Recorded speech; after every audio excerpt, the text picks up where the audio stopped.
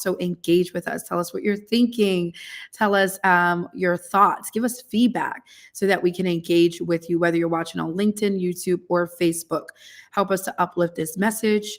And then also, we want you to subscribe to all of our channels at iRaise.org on all social media platforms. That is LinkedIn, Facebook, YouTube, TikTok. I don't know if it's still called TikTok, right? Yeah, and Instagram. And go ahead and also subscribe to our newsletter online at iraiseinc.org. And then finally, don't forget to follow me at Shaniqua E. Moore on all social media platforms. All right, let's get started. Robert, welcome. Finally, how are you doing? Thank you for being with me today. Oh, fine. It's funny because Christopher Wilson, but you know me as Robert, my middle name. So it's funny. Everybody's like, "Who's Robert? Who's she talking about?" Yep, that's his name, y'all. So Robert and I grew up together, and in the same ministry from the time that we were kids. So we have watched each other literally go through, I think, almost everything. So it's always great to have like that personal relationship, but also to be able to see you grow as a professional. I think it's incredible. So I'm going to read your bio, if that's okay, for those that don't know you, and then we'll jump into some questions. Okay. So Christopher Wilson graduated from John Lindsay Wildcat Academy, Charter High School in the Bronx, Boogie Down Bronx, and attended Nyack College. Shout out to Nyack College, where he was accepted into the Accelerated Social Work program. In 2015, after a brief academic hiatus, Mr. Wilson returned to his studies as a sociology major at Lehman, is it New Rochelle, College of New Rochelle, and finished with a bachelor's degree in sociology. He also attended Lehman College, where he received a credential in family development issued by Cornell University. I did not know that. At the age of 19, Mr. Wilson, as a program coordinator, was one of the youngest persons in the Bronx running a foster care program. That is tremendous, designed to teach conflict resolution and mediation skills. From there, he went on to work as a program coordinator for Inwood House, where he established the Teen Choice Peer Leaders Program. Mr. Wilson was then recruited to work in the Department of Education as a parent coordinator, where he worked with families and kids in the community to access resources.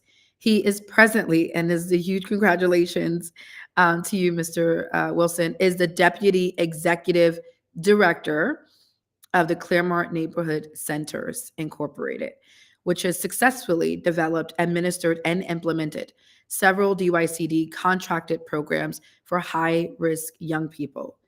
Mr. Wilson believes that in order to empower our youth, one must establish a relationship, because through that relationship, you can empower an entire community. Mr. Wilson is currently slated to become the next executive director in a few months at Claremont Neighborhood Center Incorporated. Ah, that's incredible. So let's start off with the first question, and that is, what led you into this work? What was the catalyst for you that led you into sociology or into social work? Well, for me, it was really my upbringing. I'm a product of the foster care system. I was taken away from my family when I was 4 years old. My mom, who had severe mental health issues, wasn't at a place to raise me, and so I bounced around from home to home. And being in foster care, I knew what was going on. I was very much aware of what was going on. I knew that these people that I was living with wasn't my family, and so when when it was time for me to be adopted, I started just venturing out there and just doing things that I wasn't supposed to do. And then I started working with kids through like a summer youth program, and I just started realizing that I really like working with kids, and it was a gift. And so as you saw at 19 years old, I was running my own program. Um, it was for young people who were in foster care who needed to be able to develop the skills of conflict resolution and mediation. And it was like a peer leadership program. And just through that programming and being able to work in that and being able to see and work in an organization that was predominantly youth empowerment, the young people, we led the organization, and we were running the programs. And so for me, Incredible. became just very passionate about it. And I said, you know what, this is the path that I want to go into. That's so powerful. And, just what really stands out to me is you were 19 years old. You had just graduated high school, Yep. and so what was it like for you being so young and having that level of responsibility? And then how did you know that that was what you were called to do? So it's so funny. I tell a story. When I first got, the name of the organization is called EARS. It stands for Effective Alternative for Reconciliation Services.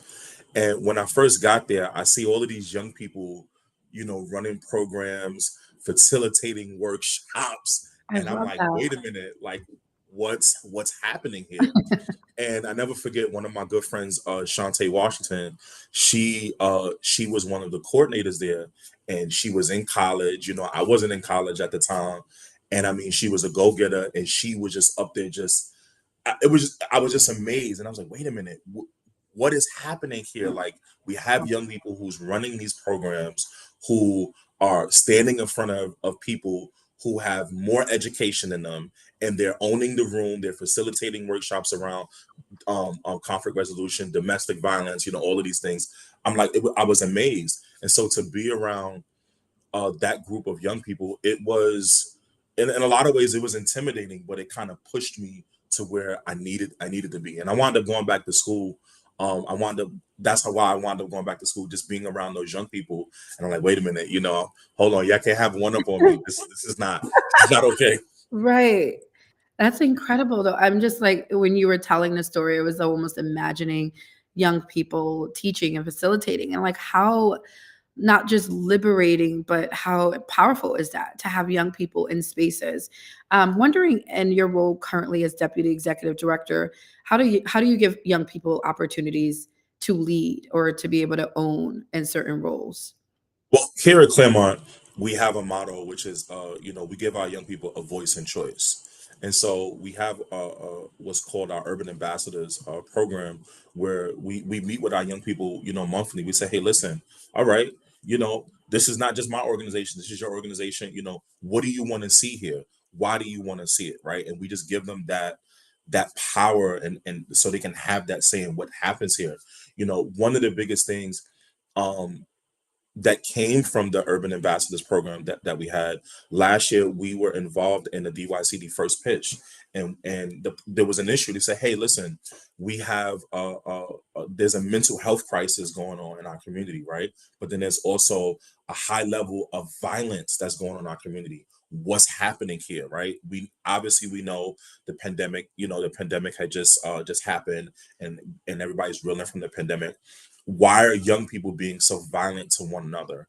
And so, I had my young people, we did this project, and I just empowered them. I said, hey, listen, here's the topic, go do what you need to do. And so, they went and they presented, and we actually won out of 30 organizations. We won. We Wow. wound up having a mural that's placed downstairs in our lobby. And that's just one form of just, empowerment. We have a partnership with a program called Medic, and we literally just got off the phone with them. Every year, we travel to other countries or maybe other states to look at how they're doing community work there, right? Wow. And how we can bring that stuff back. And so last year we went to Puerto Rico, and oh my gosh, it was amazing. I said, hey, I have to bring young people with me. And so this year we're going to New Orleans, and we're slated to bring young people to New Orleans so they can see that community work and feel empowered and come back and say, okay, hey, listen, we saw this happening here. What are the changes that we can make here in our community? And it's really just about always involving the youth in every single thing that we do.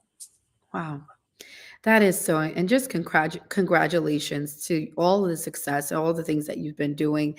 It really sounds like you really have taken that experience as a young person and you've become a catalyst in this space. And it's really incredible to witness that. And you talked a lot about the co creation models with young people. and even learning from others overseas, well, not necessarily overseas yet, I guess soon, but learning from other groups and seeing what are they doing that could essentially be taken back to New York City. I think even those experiences and exposure for young people allows them to see things differently and shift their paradigms. I'm going to go on to the next question. I want to share a quick story where I had the privilege of visiting my old high school health opportunities, where we run two programs through. We have a college career pathway and also a mental health program we run at that school. And one particular day, I came to visit, and we were working on, I believe it was vision boards, something around that. And the kids were tasked with writing out their vision plan. And some of the kids were really stuck. They didn't really know what life looked like beyond high school, and some of their dreams were like, "Well, I just want to have a baby," or I don't know, "I just want to buy a car," but they couldn't really think beyond their current circumstances. And so, what I love that your organization is doing is you're giving kids a chance to see something they've never seen, to experience something they never have. And that exposure really is a catalyst and what kids really need. So thank you for your work. Thank you for what you're doing. Any comments on that for my next question? So, it's so funny that you say that. I think a lot of what I do with young people, I'm always looking at ways and how I can expose them to things that I know that they've never been exposed to. I remember taking young people downtown just to go bowling, and they said, "Are we still in the Bronx?" Oh, And you'll wow. be amazed how many young people have never left the Bronx, have Wow. never been. We did a camping trip one year, and they said, "Are we still in the? Are we in New York? Wow. Where are we?" And you'd be amazed how many young people have never been outside of New York. And That's so, fascinating. it's so funny you mentioned how a lot of young people don't know what they want to do after high school, and I was like one of those young people. And I Mhm. remember picking up the phone and calling Mr. Jones, and say, "Hey, all right, I got out of high school. What's They next? do. What What- what do- what do I do?" And it's kind of Yeah. like it's that crossroads, right? It's that crossroads, and we talked about this before, but I'm starting a college prep and career readiness program. It's actually called Yeah. Beyond the Block, right? Wow. What's That's next? Like, incredible. right? So when you graduate high school, what's next? What? And a lot of times, a lot of young people can't see what's beyond the block. All Yeah. they know is I'm gonna graduate high school and I'm gonna work and I'm gonna still hang out on the block. I'm gonna still be on the block. But it's so much more. Us going to NIAC was Yeah. a huge eye opener. For a lot of us. Sure. I mean, Shaniqua, you used to do the what What was you used to do? do I do? You, Cheerleading? you used to oh, you remember you used to get raise money to go on the mission trip, Missionary trips. the missionary Yes. trips. Like that was People huge. don't know that. I did that. Like, I did work. huge exposure, being able to Yeah. travel and do missionary work and do community work. A lot of our young people don't know what that is, Yeah. and it's so sad because all they know is what they see on social media, what they see on TV, and Mhm. it's so much more beyond the block. I as an adult, and I'm gonna let you on to the next question. Just as an adult, I've always said, I say to young people, I say, you know what? There's so many things that I wish that I did when I was younger. I says I didn't travel out of the United States till I was 30 years old, Yeah. right? But there are people who are traveling, who are doing things, who are experiencing things that is so, that's just beyond a lot of people wildest imagination. So, but that's part of the reason why we're doing that program. That's it. I mean, I love the name. I'm sold on Beyond the Block. And yes, I don't always talk about my experience in some of the missionary work that I did as a college student, but I was privileged enough to be able to travel to a few countries, and that really did open up my mindset. I think that's what put me into the work that I'm doing today.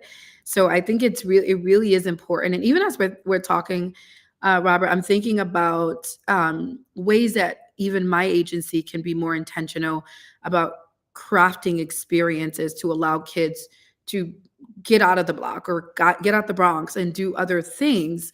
Because sometimes it's just that one trip that makes all the difference, and it would change the trajectory of their lives. So I'm challenging myself and my staff to find creative ways to even learn from the things that you all are doing.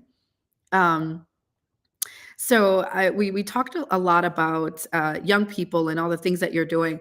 I want to know about you as a leader, as a nonprofit leader. You're a young Black man running a successful a nonprofit agency that serves thousands of families every year. What is that like for you? What are some of the highs and some of the lows of that? Wow. So, it has its with everything, it has its challenge. It has its challenges. Nothing is easy, but it's hard work. I want to say any organization that is ran by a black professional, you have to understand, we if you don't understand the hustle game, then you're not gonna succeed. And we Absolutely. have to hustle harder than anybody else. Oh my We goodness. have to stand out. We have to go above and beyond the measure of just the calling of what our contracts even require us to do, Oh, just to be able to stand out, just to be able mm, to say, hey, we deserve this contract. Hey, we deserve to be at the table. And so it's difficult, my goodness. when you're thinking about culture, you're thinking about change. There's a lot of things here that culturally, like, hey, we got to catch up. We got to catch up on some things, right? And so, how do you get your staff there? And then it requires a lot of training, a lot of patience, but also it requires you just as yourself to be transparent. As a leader, as a black leader, we have to be very careful what we do. We have to be very careful what we say, Right. because everyone is looking up to us. Every child, every man, woman in the community, that they're looking up to us. And in the community where I work in, it's rough. It's not. Yeah. It's Tell us about it's your not community easy. that you work in. Yeah. I work on 169th Street and between Mhm. Washington and Third Ave. It's rough, and I'm from here, right? So I Mm. have thick skin. I can handle the criticism. But there are a lot of people that cannot come in this community and work in this community, and they won't be able to work here, because if you don't understand the community, if you don't understand the needs of the community, you it's funny. Me and Mr. Jones, we talk about this. We don't have a 9 to 5 job. Like, That's our right. work comes home with us. Absolutely. I can get a phone call from a young person. Hey, Mr. Wilson, my mom just kicked me out. I Mhm. don't know where to go. I don't know what to do. That's still work. That's still work. I can get a call from a parent like, hey, I need help with this. I need help with that. That's still work. And being able to have for people to have access to you like that. I don't think if you're not from the community, and if you're not, if you're not a black person, you're not gonna understand the needs of this community, and you have to be sensitive, very sensitive to that. So just being a leader it has its rewards, and it is there's some days it's like, oh, I want to put my hair out. But I think at the end of the day, when I walk through my hallways and I see my kids giving me high fives or giving me hugs, hey, Mr. Wilson, how you doing? I like your sneakers, Mr. Wilson, or whatever compliments, it makes me feel good, because I know that, hey, I'm doing the work. Like, these young people, they want to be here. I got kids that when their parents come pick them up, they start crying because they don't want to leave. They want to stay here. They want Wow. to they want to be here, and that just speaks to the testament. So it's hard. It's Wow. hard, but it's rewarding. But if you do the work, and you stay diligent, and you do the work, and you stay true to yourself, you'll be rewarded. Wow, that was so well said. And one of the things I wrote on my little notepad that I keep looking down on is we deserve to be at the table. And I think that's so important for nonprofit Black leaders, because we are often isolated from the table, whether it's from certain pools of funding or whether it's from certain opportunity. We have to constantly work very hard and hustle. And I know that hustle also well. So, um, I think there has to be ways to make things more equitable for nonprofits that are led by Black people, people of color, Another thing that you said that really stands out to me is the importance of hiring from within the community. And I think oftentimes we see organizations that are they are completely disconnected. They don't know the history, the culture of that community, and they're setting up programs without a connection. And I what I see with you is you grew up right there, and now you're leading an agency right in the middle of where you grew up. And I think that's powerful. I want to see more young Black men like you come from communities where you defy all odds and statistics, um, and where you get to be in the place of making decisions.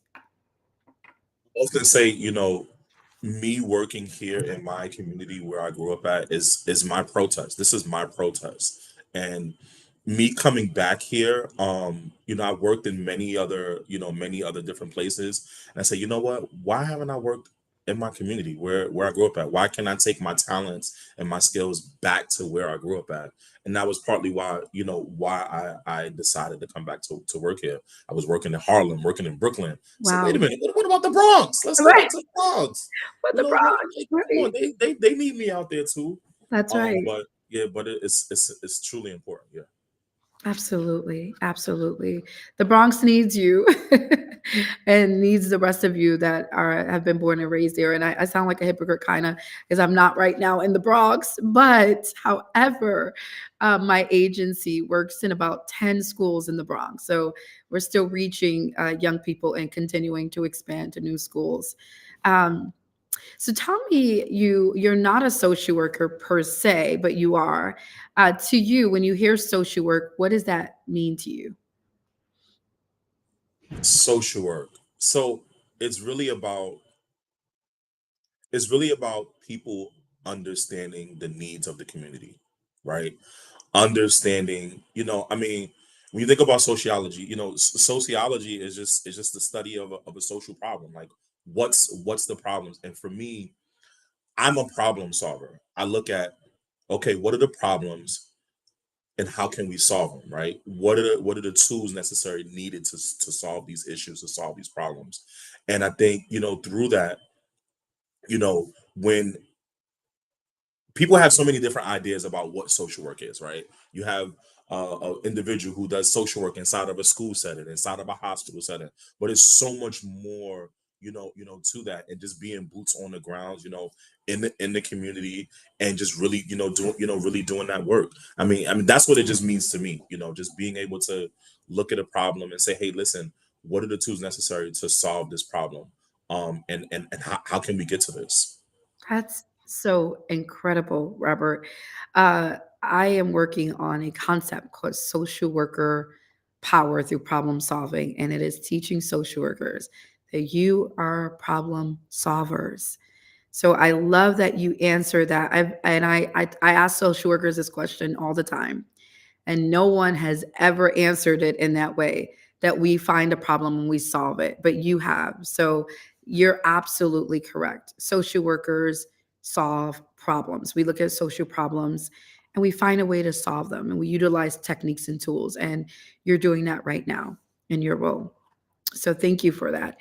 And finally, my last question is around ways that we can improve our efforts in the community. So, what do you believe are the key components of successful community empowerment initiatives? And how do you plan to incorporate them into your leadership at Claremont Neighborhood Center?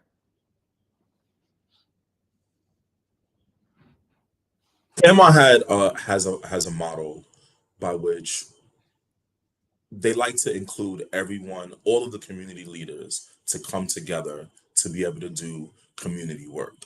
And that's hard work, right? To get different leaders from different spaces to Mhm. come under one umbrella to say, hey, Mhm. listen, this is what we want to do for the community. And Right. oftentimes that's really hard to do because, sometimes they'll say it's too many cooks in the kitchen and everybody wants to be the leader, but nobody wants to really follow. For sure. And to be able to do that kind of work is something that I'm currently striving for. you Mhm. know um I currently, right now, we're moving back to doing more community work, and so currently I have two events slated. I want to do a Mother's Day brunch slash mommy and paint Right. event. And the reason why is I want to do something for the mothers in the community. You have a lot of mothers in the community. They're working hard, they're doing things, and we just want to be able to give back. And hey, come in, come see what we're doing here. Come spend a day with us. Come eat. Come spend time with your with your daughter, with your child, and just hang out Yeah. with us here. And then in June, Claremont has always been big on fathers, and I'm a father Yes. myself.